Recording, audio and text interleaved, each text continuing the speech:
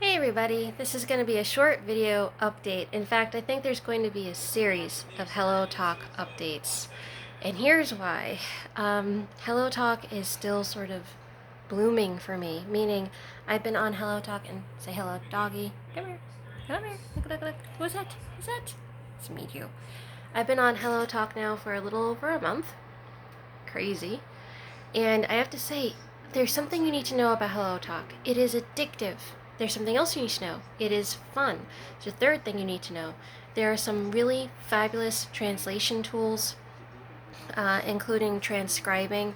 So, in other words, you can speak into the mic and then it will actually write down everything that you just said, assuming that it translates it well. And I think it actually would.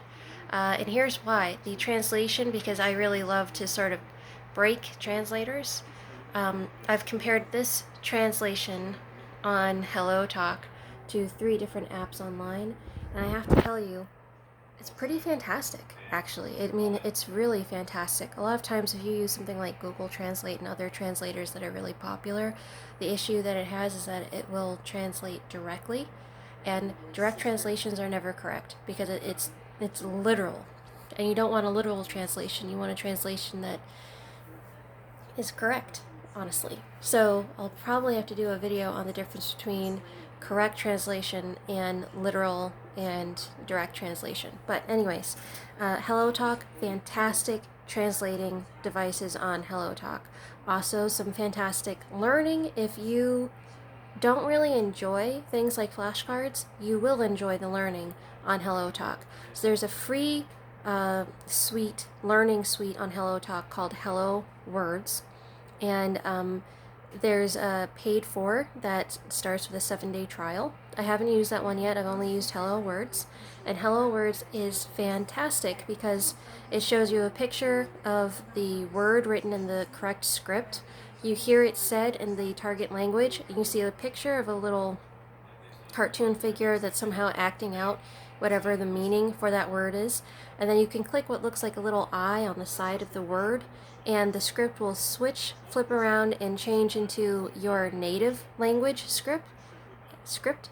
And then what you do is you click and drag the word and you drop it over the picture of the character. So that's just one mini game. And the way it works is you don't do a series of that matching the word to the character. It's a mix of different suites all at once, so that you don't get bored and so you don't grow to know what's going to happen so well that you can guess. You really do have to know these words, and that's one of the reasons why I love Hello Words so much on WhatsApp. But WhatsApp on HelloTalk. But here's one of the drawbacks. This is something you're going to come in contact with, whether it's Hello Words or Tandem or lots and lots and lots of other apps. The truth is, let's say you're speaking to someone in Japan and you're in America. Let's say you're speaking to someone in Korea or China and you're in America. Well, it is real time as you're texting back and forth to each other, or voice texting, which is where it's basically a voice memo that sent directly and instantly. The person really does get it pretty instantly.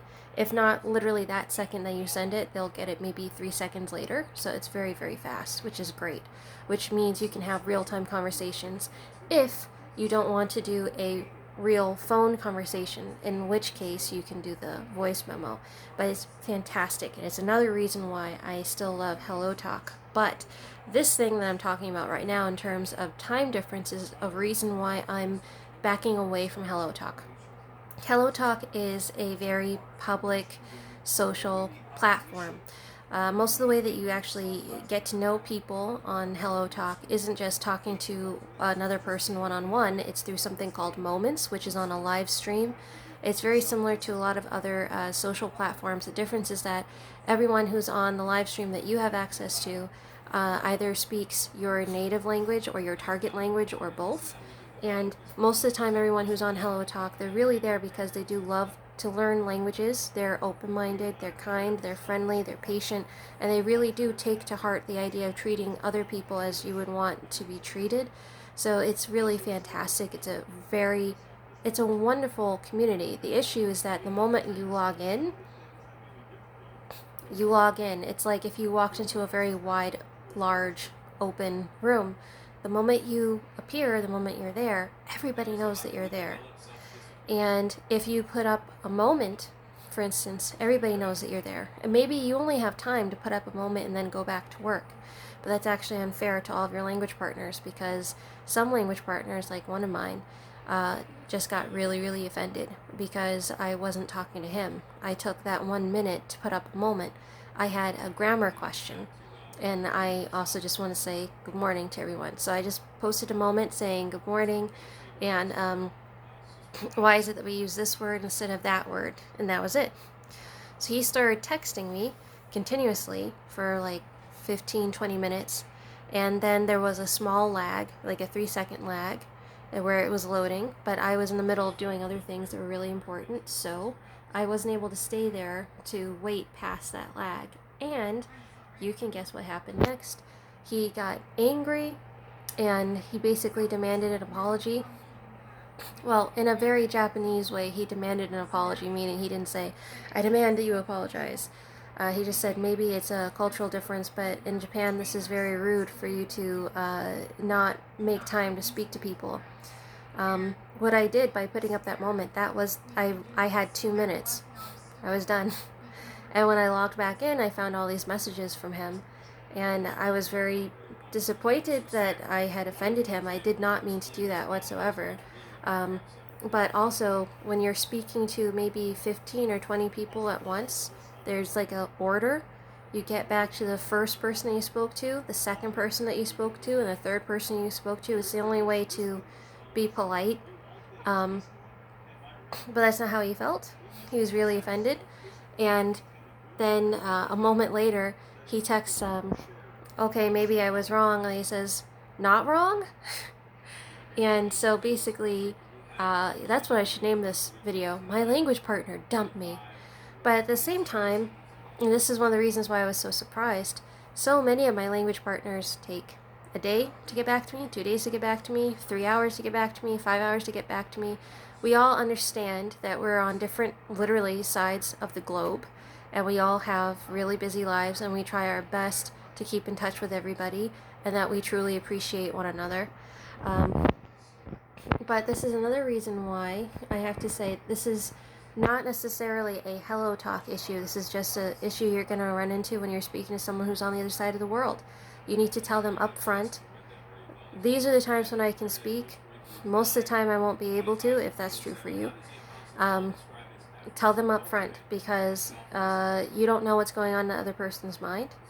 And even if maybe you know that other culture very well, you have to remember there's the culture of the individual. The culture of this individual is totally different from the culture of the 5 other people in Japan who I speak with every single week.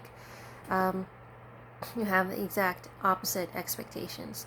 So remember to set the expectations first. Take control of the conversation, and that will help you on Hellotalk. But honestly, the best way to work with Hellotalk is to go back every so often, to enjoy the community. Set your expectations in terms of their expectations. Tell them up front, I'm going to be here only for an hour or something like that. Then leave. Tell them you're going to come back on a certain day. Leave. Come back on that certain day. Don't constantly log in, because everyone gets to thinking of you as always being there. And if you have any other sort of social commitments, you will offend a world of people in your hand on your phone, and that is the worst place to be. Just offending one person was difficult for me. I can't imagine what it would be like if I had offended and alienated all of them. So don't do that. Also, if you get on Hellotalk, recognize that everyone's curious, everyone's wondering, everyone is filled with wanderlust for everybody else's culture and languages. And if they ask you where you live, that's not necessarily because it's a bad person trying to get to you or something. It just means that they're curious and they would like to know about where you live. It's a part of learning your culture. It's a part of learning about your weather. But generally speaking, people on Hellotalk are really, really decent, and they won't ask you that without also telling you where they live first, or sharing information like that. If someone wants to get very, very specific, that is a red flag, but generally speaking, they won't. I would also say if they if they say something about how beautiful you are a lot or something like that, and then they follow up with asking you where you live, again, that's a red flag. But again, that is the absolute worst or the grossest anyone's ever gotten with me on Hellotalk. So it's another plus. It's another really good reason to stay on Hellotalk. So I'm moving away from it, not leaving it all total, meaning I'm only going to go on Hellotalk now, maybe 3 times a week, Saturday, Sunday, and at some point during the week, and that's it. And I'm going to let each of my language partners know that. Also, it's important to let people know because sometimes people forget and people also assume. So just let them know if you're speaking with someone and they're actually your language partner, you speak with them constantly all the time, you guys care about each other, you've gotten to know each other a little bit, and you want to be able to talk to them whenever. Let them know that you appreciate them, that you appreciate them being your language partner, and that you'd like to speak with them offline, which really just means online. Just give them one app that's very popular around the world is Kakao, and another app is WhatsApp. WhatsApp works very, very well for international numbers. It's fantastic for language learning partners because you can take pictures, they're high resolution, you can do short videos, you can do all the same things you can do on Hellotalk, only much, much more. It's all free, it's fantastic, it's very good. And I've just shared it with a bunch of my partners, my real partners. Technically, once you start on Hellotalk, you'll realize that you can follow 100 or a couple hundred people, but you can't actually remove their conversation from your feed of conversations. So when you go into your chats, you see an entire roster of chats, and maybe initially you followed 100 people, and then after talking with them a little bit, maybe you whittled it down to more like 12 or 15, which is totally possible to do this. This is what I did initially. That's fine. There's some people who just won't have the chance to get back to you. There's some people who won't be interested in getting back to you. There's some people who might be interested in getting back to you, but they already have too many conversations going on, and they, in order to be fair to the people they're already talking to, they can't take on any more. There's a lot of reasons why they might not get back to you. Don't get offended if they don't, and don't assume that they will. And if they don't, that's actually a really good thing because you've already connected with some people. Focus on the people you've connected to. If someone writes to you on the 1st of the month and you write to them on the 1st or the 2nd of the month, and now it's the 8th, now it's the 15th, and they still haven't said anything, let it go. Focus on the people that are talking to you, that you're enjoying talking with. Also, it's a really great platform, but it is so social that it can be difficult to be on. So I would just say don't quit it if you start it and you start talking with a lot of people. Just let them know what your schedule is what your boundaries are, and remember to stick to them yourself, and you'll have a really great time. And this is one area where I think Tandem might be a little bit better than Hellotalk, in that on Tandem you can give people references, and you can, almost like a book report or something, you can let other people who are coming on know if so-and-so is very talkative or not very talkative, how kind they were, and so on and so on.